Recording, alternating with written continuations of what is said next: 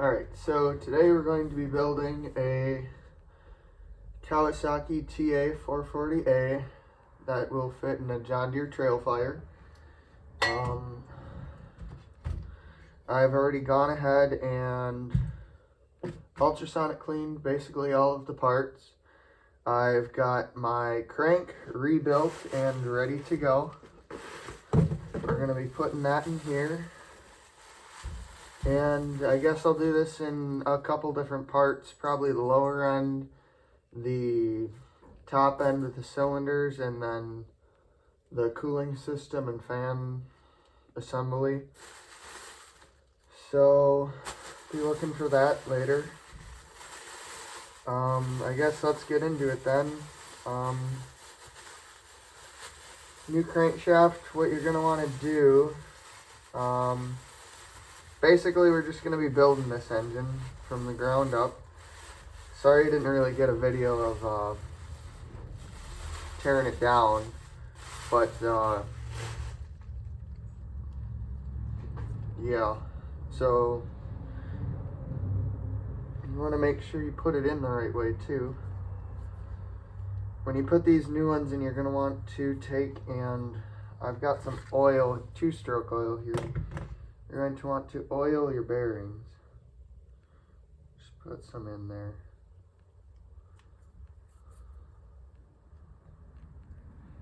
Give it a good spin. And what this does is it gives your bearing some oil on startup. Now you're not just running dry bearings.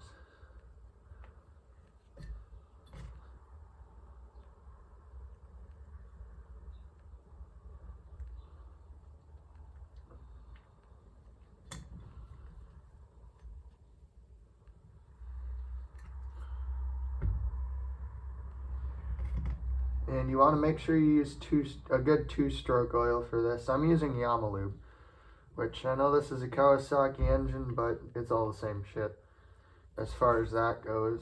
I mean, some people might have their own opinions, but as long as you have a good OEM oil, as far as I would be concerned, that's good enough. So you're gonna take, oh wait, I guess we want to put seals in, don't we? I'll set that there for a second.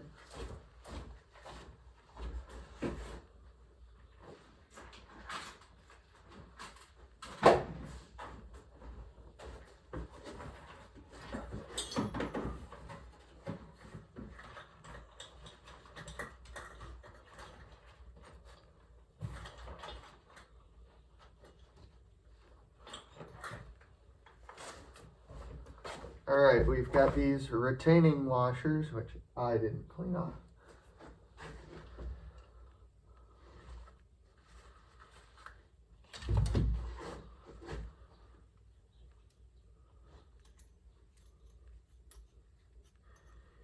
You're not going to want to get any dirt in this engine. One.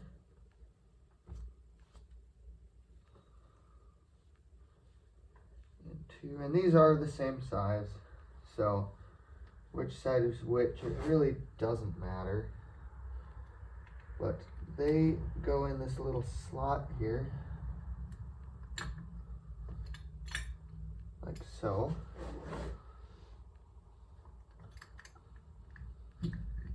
And what they do is they keep your crankshaft from walking this way and that way. You can see we still have free movement in there, which is good. Oil our main bearings. Lower rod bearings, those would be. Okay. And this is my new seal kit. We're putting all new seals, all new gaskets in this, which you should do every time. You're going to want to, anytime you get a new engine, you're going to want to change the crank seals on these, especially on the Kawasaki's, because they're pretty well known for going out. And when you install these crank seals, you're going to want to pre-lube them up on the sealing surface. Just a little drop there, you can see it. Just so that way you don't have a dry seal. And when you put them on the Trailfire engine, these they're both the same seal, so which side you put on which doesn't really matter. But they go with the cup side in.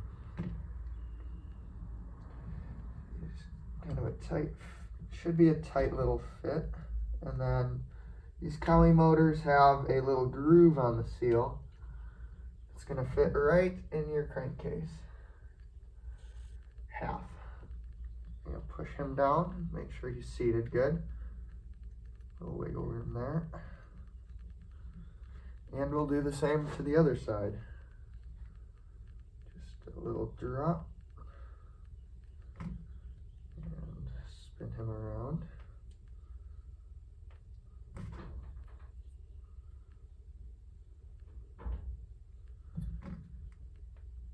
You can't really use too much oil on these, putting these together.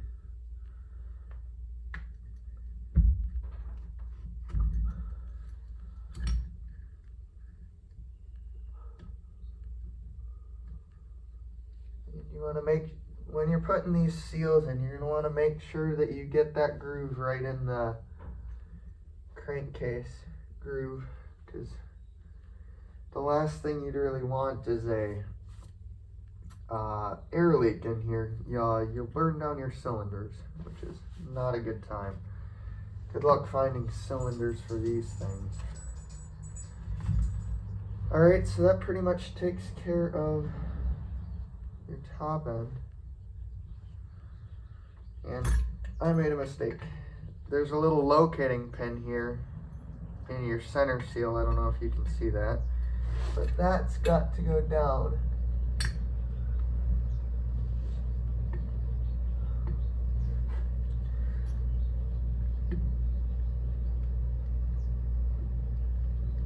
And I suppose this can be kind of tricky.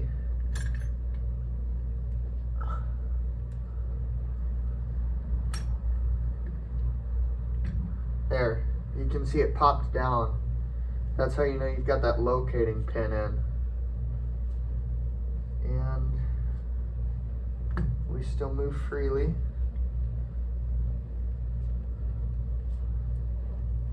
Get all the little hairs out of there and everything.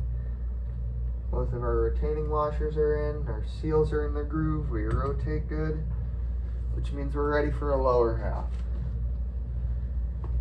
Now, on these lower halves, you want to make sure that you use a good sealant. And I'm using Yamabond number 4. That's specifically meant for crankcase halves. And you want to make sure you've got a clean surface to seal them. You want to make sure you get a good seal on this. Yamabond number 4 is specifically meant to be a semi-dry, or no, that's not the right word.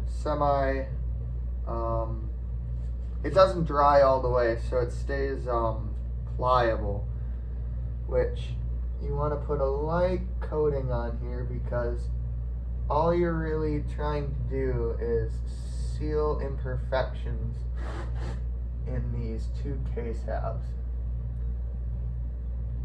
If you put too much on, you'll end up squeezing it out into your crankshaft, and then it gets in your bearings, and I've even heard of when you put too much on, a little part falls off as you're running it, and it went up and fouled out a spark plug. So just enough to coat the surface. You can see I'm using this kind of dabbing technique. I've found that that's enough to get a good seal and not leave too much. And right around this, what is it? Right around where the where your seal is going to be. I usually put just a little bit more so that way it that's not going to get into a bearing anywhere, so that's not, you don't really have to worry about it squishing out. But right there is where you gonna have the best seal. That's where it's prone to leaking.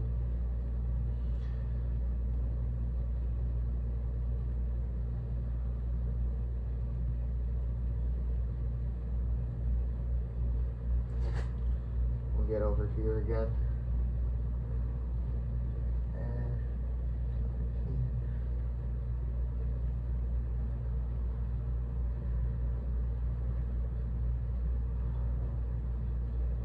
And like I said, you just want a thin coating over the entire surface, because these case halves are machined and matched to each other.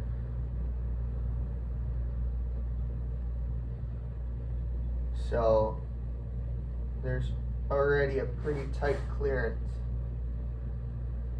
Essentially, you're just sealing up any irregularities that may exist in between these two.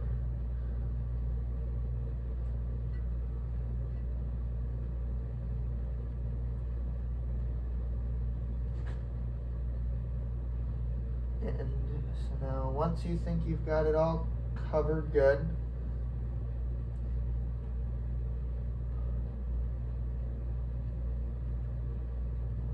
see, I kind of want to go back and double check everything, because like I said, you need a good seal. Every single inch of this.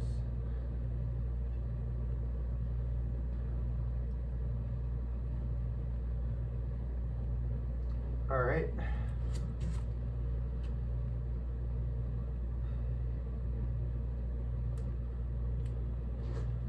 And another thing about Yama Bond number 4, there's Honda Bond. It's all made by 3M. Suzuki Bond. They're all the same. I'm going to, on this one, let's see.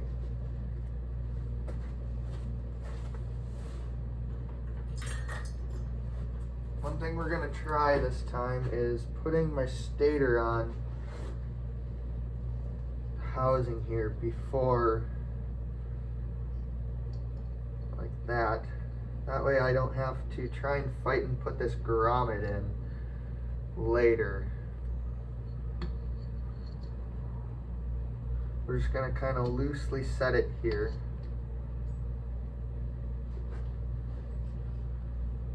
And now we're going to take our crankcase half and set it down over the engine.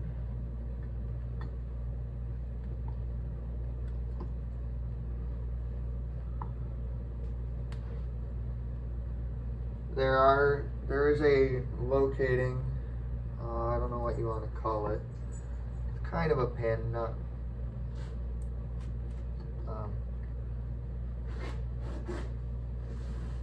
There that you're going to have to line up.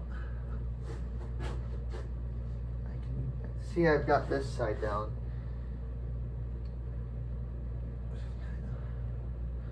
Sometimes they fight you.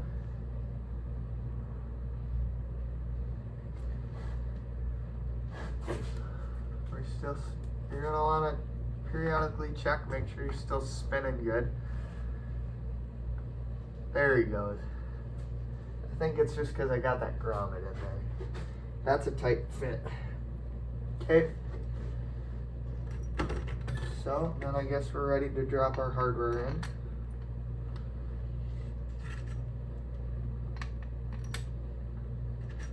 And you're going to want to put these all in hand tight, and there is a specific torque sequence for when you're tightening them up.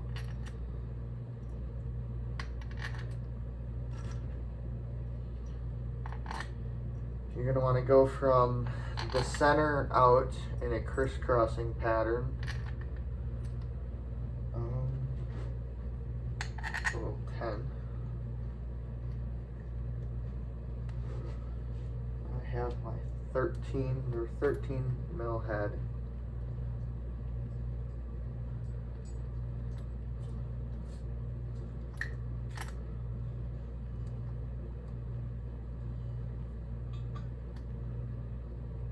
I'm just getting them finger tight right now, but once we actually start torquing them, then you need to have your torque sequence, because what that does is it will even out the stresses and make sure you get a nice flat seal, otherwise you could warp the halves.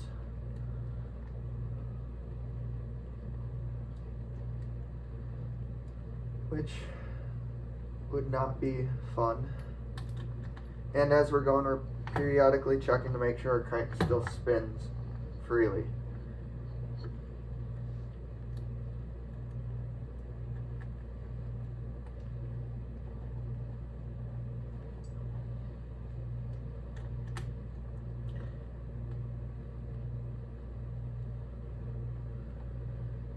Sorry this takes long, I'll probably speed it up.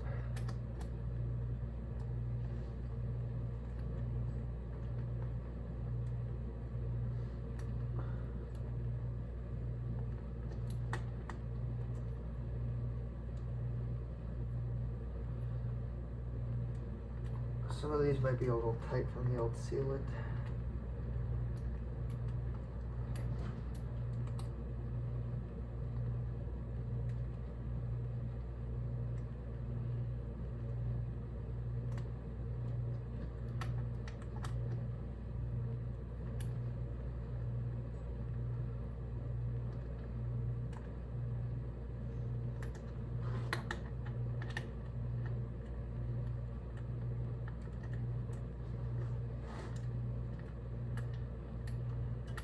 I can see we're not all the way down yet, but once we torque it, it'll should squish. You don't want it to, well.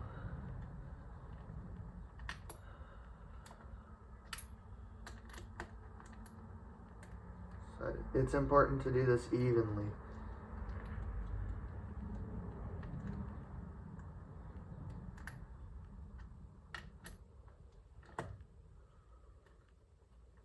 Hand's getting tired.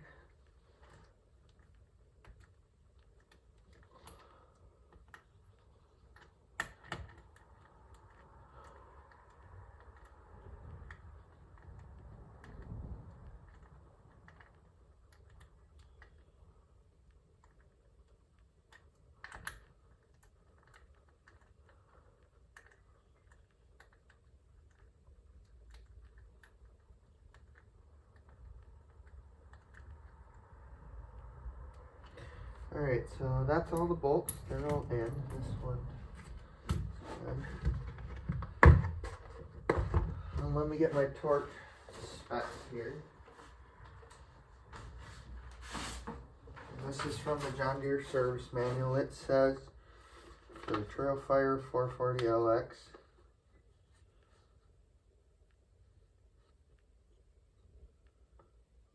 you should have there, torque specs, that helps. Crankcase should be 16 foot-pounds.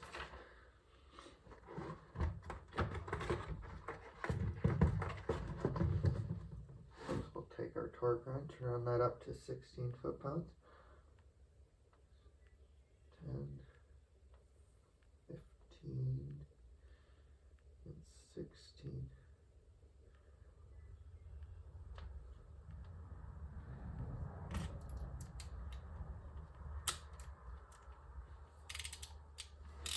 Okay, and there is a sequence.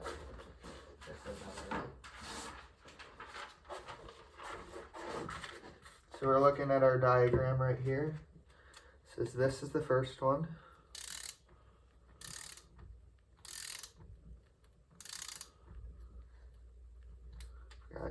Generally, for torquing, you want to go from half the torque value, and then do it a second time up to the full torque value. But since this is only 16, I'll do it at 16 the first time. We'll get them all down first, though.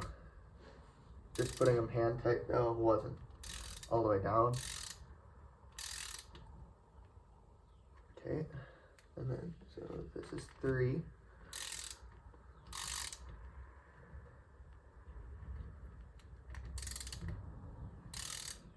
4.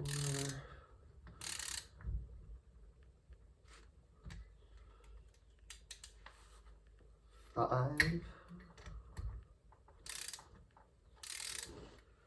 As I'm doing this, I can see that it is just drawing it nice and tight, which is exactly what you want.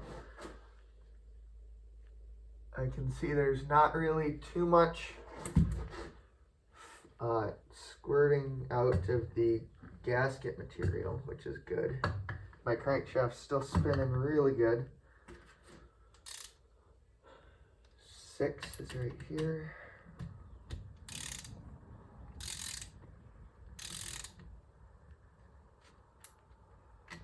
7.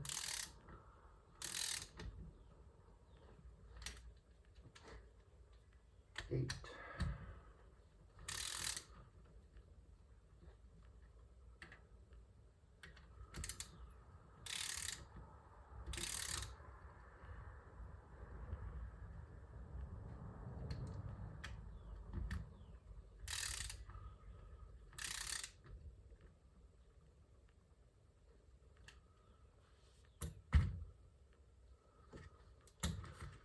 'And that guy. Oh, let's forget that one. And we'll go back and retorque them down to 16 foot-pounds.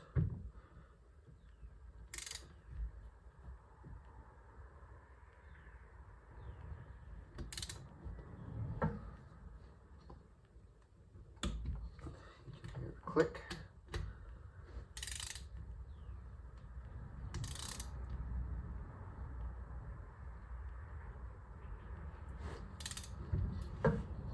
Sorry about getting in the way, I just have to keep it from rotating.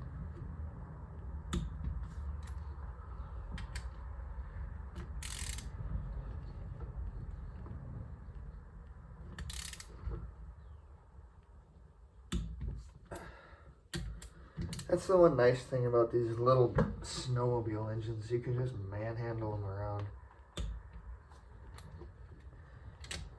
And one thing you really want to be careful of is not over torquing these bolts, because they are threaded into aluminum, and aluminum is not exactly the high strength material in the world. You'll strip them out easy. Ask me how I know.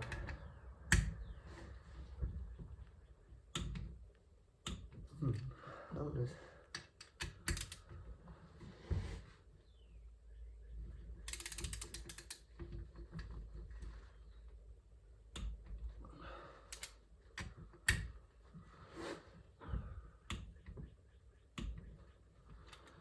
And I'll get a 10.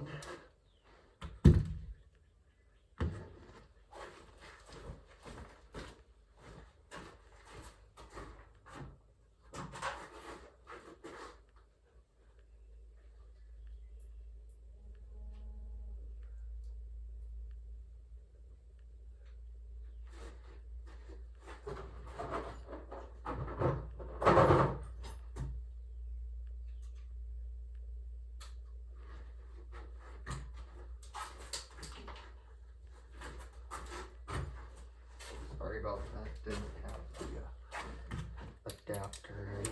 This one also goes to 16 foot-pounds.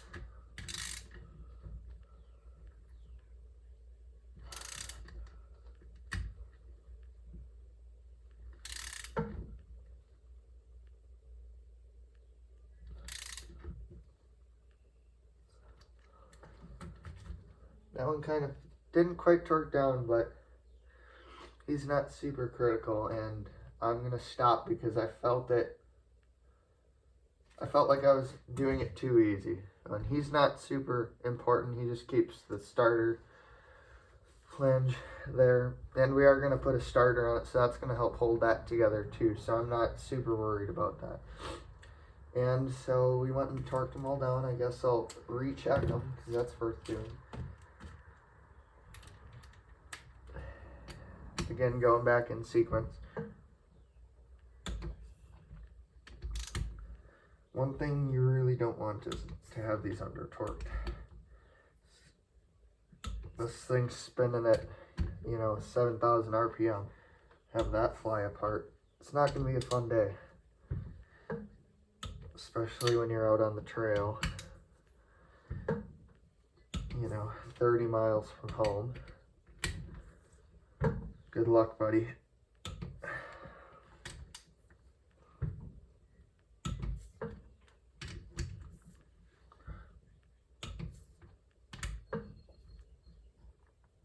Alright, that was all of them.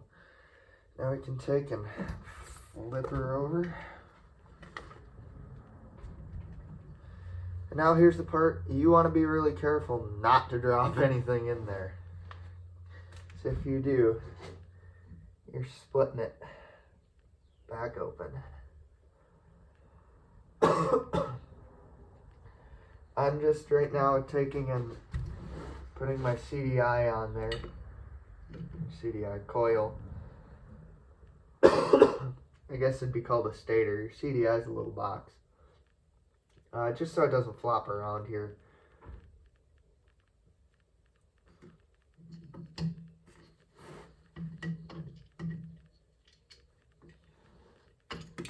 Nope.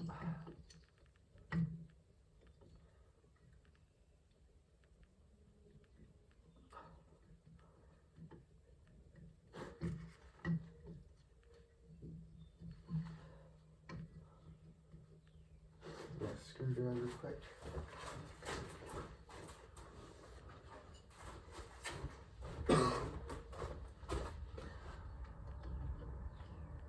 I suppose we can go ahead and time this right away. The timing on these engines, there's a little mark right here. Well, on this specific engine, it gets lined up with the halves of the crankcase.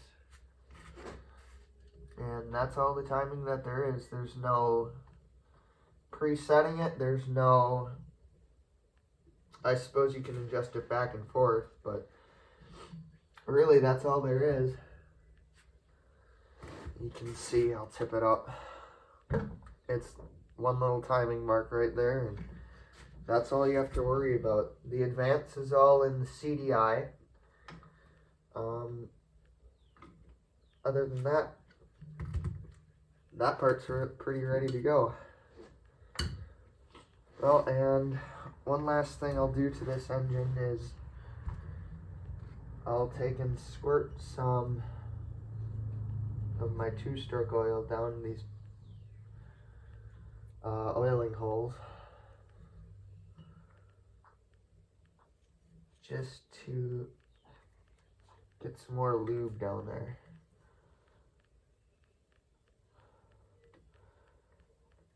One thing they need is a lot of oil on startup. And that should be it for your lower half. Next, we're going to, in the next video, we'll take and put the cylinders on and get those ready. I got new pistons to put in it, new rod bearings, pretty much new cylinders, new heads, the whole works. So as you can see here, we're just looking back at it, we got just that little bit of, it's still kind of tacky, but that's about all that you want coming out of the side. Any more than that and you're going to start running it on your crankshaft.